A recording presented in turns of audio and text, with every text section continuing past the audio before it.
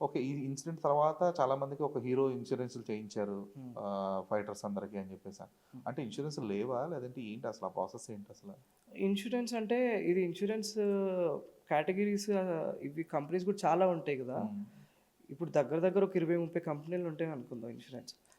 Union ఏదో 1, 2 చేపిస్తారు. మనకు ప్రాపర్‌గా ఏది సూటబులో, ఏది తొందరగా చార్జ్ తీసుకొని మనకి ప్రాసెస్ ఎర్లీగా అయిద్దో అట్లాంటివి.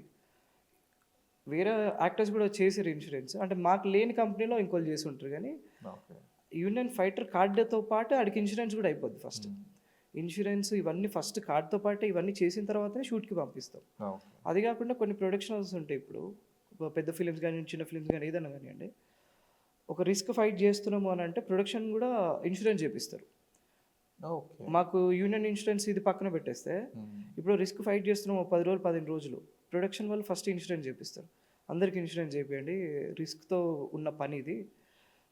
బెటర్ ఆలోచిద్దాం. మహా అంటే ఏముంది వేలల్లో లెక్క పెట్టొచ్చు ఇన్స్యూరెన్స్ చేపియడం వల్ల. అవును. రేపు నిజంగా యూజ్ అయితే అది హ్యాపీయే గదా!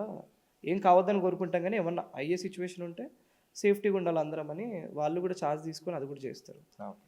ఇది అందుకు కొంతమంది హీరోస్ హెల్ప్ చేస్తున్నారు. ఇన్స్యూరెన్స్ ఎక్స్‌ట్రా ఇన్స్యూరెన్స్ చేయడం వల్ల. హుహు. ఇన్స్యూరెన్స్‌లు ఎన్నుంటే అంత మంచిదే. సో వాల్యుయేషన్ పెంచుతున్నారు ఆ! వాళ్ళు. అంతే వాల్యుయేషన్ ఓకే. పెంచుతున్నారు.